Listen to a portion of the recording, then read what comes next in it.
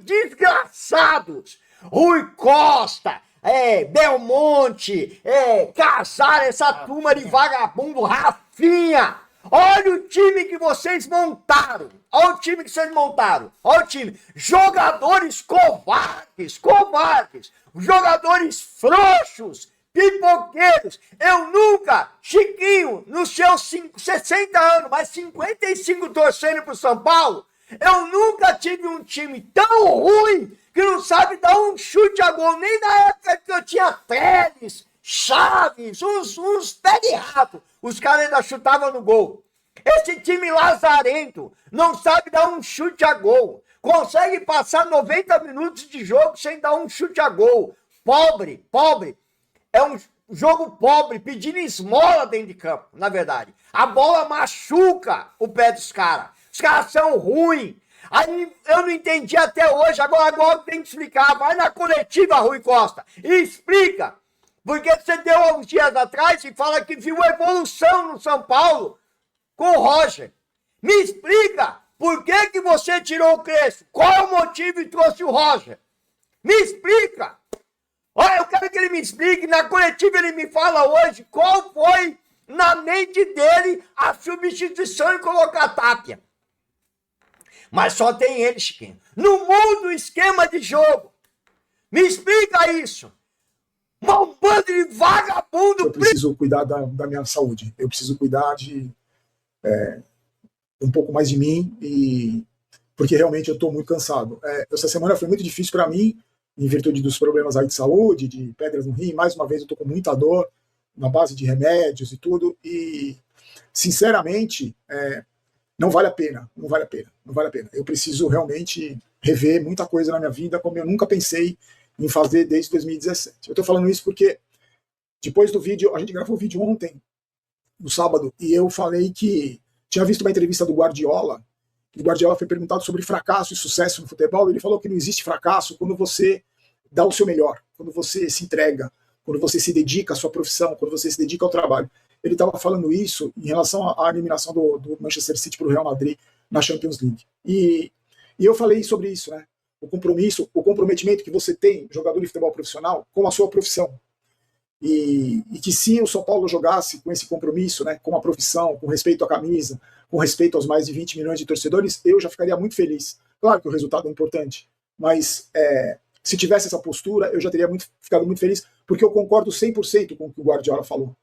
Algumas pessoas insistem em transformar jogador de futebol em coitadinho. Essa raça privilegiadíssima que representa menos de 0,1% da população mundial, que ganha muito dinheiro para jogar bola, não é para curar o câncer, para ensinar, para proteger, é para jogar bola. E muitos deles, como a gente viu, vestindo a camisa do São Paulo, nem isso fazem. Só que para mim, o que simboliza muito todo o meu cansaço e toda a minha falta de esperança aconteceu no intervalo do jogo. No intervalo do jogo. O São Paulo teve uma das piores apresentações no primeiro tempo da história do clube, para mim.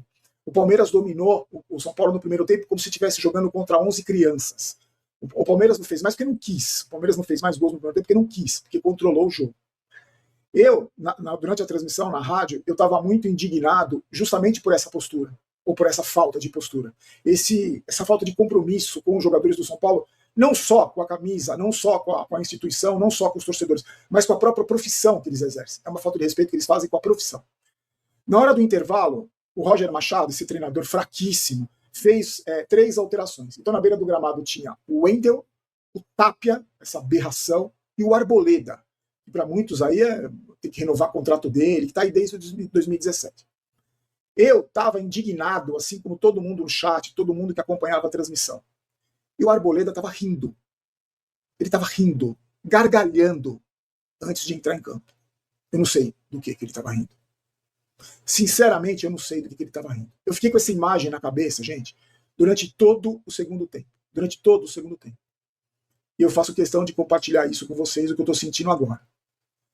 Se o Arboleda, que ganha, com certeza, aproximadamente mais ou menos R$1 milhão por mês, que é um jogador medíocre, um jogador que já vestiu a camisa do rival, que se atrasa em todas as representações, que já pipocou em vários jogos, já pipocou em clássicos.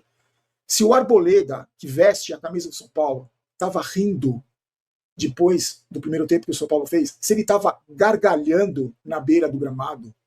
Porque eu, que não ganho o que esses caras ganham, que sofro com o São Paulo há 50 anos, que estou aqui trabalhando com pedra no rim, com dor de pedra no rim há uma semana, por que eu vou me preocupar? Por que eu vou deixar de cuidar da minha saúde enquanto este podre deste Arboleda está gargalhando antes de entrar em campo para vestir a camisa do São Paulo? Vocês percebem? Vocês percebem o tamanho de como eu me senti um idiota, como eu me senti um imbecil de me dedicar tanto a esse clube, de me dedicar tanto a fazer o trabalho que eu faço para defender essa instituição, que tem um jogador que ganha milhões, que nunca ganhou porra nenhuma na carreira, que estava gargalhando antes de entrar em campo. Você percebe que o desgaste que eu tenho quando eu vejo o André Silva fazer uma tabela com o Tapia, depois de receber um passe do Sabino, e os dois caírem. O André Silva caiu e o Tapia caiu. Esses dois jogadores podres, nojentos, eles vestem a camisa do São Paulo. Desanda, irmão. Desanda.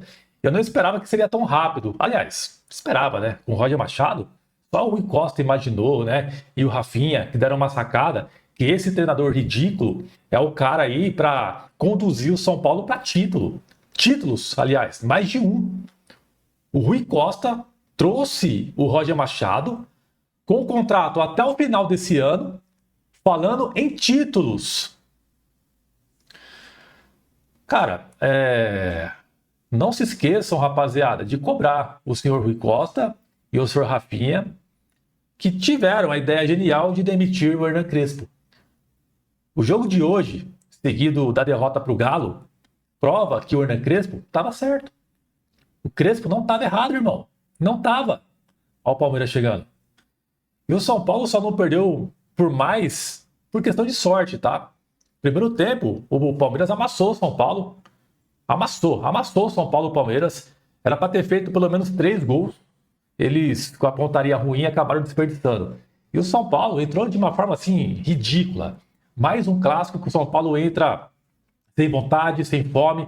E um clássico na nossa casa. Uma festa bonita da torcida. Acabou essa merda aí, ó. Uma festa legal da torcida, apoiando, mais de 50 mil torcedores, um público bacana. E o São Paulo com essa postura parecendo que tá jogando só mais um jogo. Nem parece que é o time que tava pau a pau com o Palmeiras na liderança do campeonato. Nem parece, cara. Nem parecia. Bizarro, acabou o jogo aí, ó. Marcos Antônio ali conversando com o Arias agora, trocando uma ideia. E, cara, como é nojento ver esses caras ganhando na nossa casa, mano. Impressionante, cara.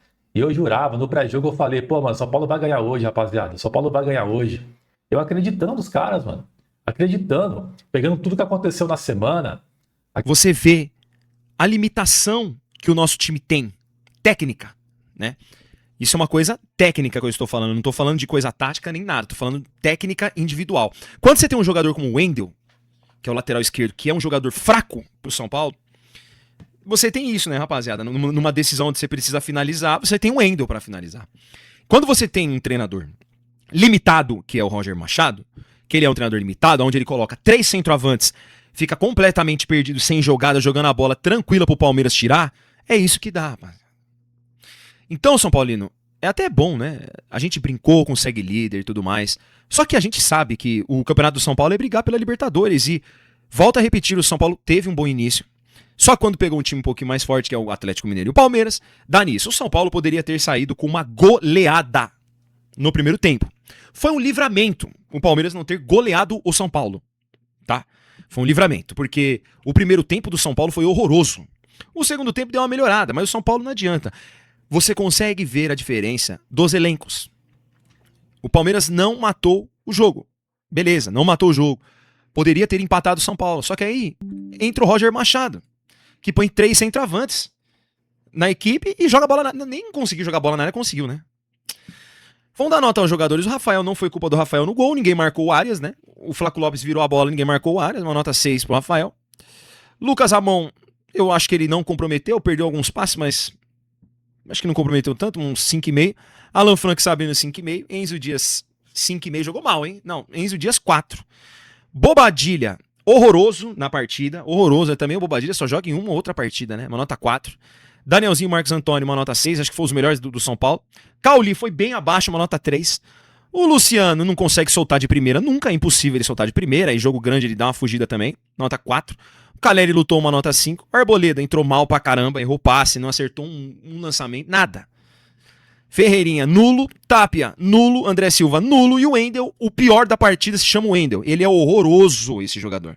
O Wendel, eu não tenho medo de dizer que ele é um jogador horroroso. Ele é muito ruim, o Wendel, né? E o Abel jogou no erro do São Paulo a todo momento, né? Poderia ter matado a partida no primeiro tempo. E aqui, se você é São Paulino e tá bravinho que eu falo a verdade, não é o seu lugar aqui. Inacreditável o que eu tô vendo no São Paulo. Eu lavo minha mão, chega, dá vontade de desistir de tudo, mano. Que é inacreditável o que eu vi hoje. 90 minutos. E vou falar pra você, vamos fazer igual meu filho Iago falou, vamos olhar pelo copo cheio. Porque no primeiro tempo era para ter tomado uns 3-0. O segundo tempo, o Palmeiras cadenciou o jogo, não quis nem jogar. Sem preocupação, não. Aí o São Paulo ficou igual cachorro no cio. E aí eu vou dar um recado para alguns, tá? Eu dou um recado agora para alguns que viram no outro jogo e falaram, Ferreirinha não vale nada. Ferreirinha entrou faltando 10 minutos. Nem 10, já era 38. 10 minutos. Ferreirinha entrou. Primeira jogada, um time. Não é aquelas coisas. Mas você vai criticar a Tapia? Você vai criticar o Luciano? É ídolo seu. Seu ídolo. Você vai criticar o Luciano, que não faz uma jogada? Você pega o adversário pega a bola e faz uma virada. O meu meia pega a bola e cai no chão e pede falta. É isso aí. Você vai criticar o Luciano? Você vai criticar? Você vai criticar a Cauli? Você vai criticar o Enzo Dias, que não jogou bosta nenhuma? Você vai criticar Ramon, Lucas Ramon, que não fez merda nenhuma hoje? Você vai criticar? É o que eu quero te perguntar. Todo mundo falava que Crespo era uma bosta, realmente. Agora eu pergunto pra você, esse cara aí que tá na beira do campo, é o cara que vai salvar o São Paulo? Vai lá perguntar pro torcedor do Bahia, vai lá perguntar pro torcedor Internacional. Agora, com certeza, o amiguinho dele, Rui Costa, vai dizer, tô vendo evolução no São Paulo. Segunda derrota, não vamos pegar o Internacional agora, lá na Beira-Rio.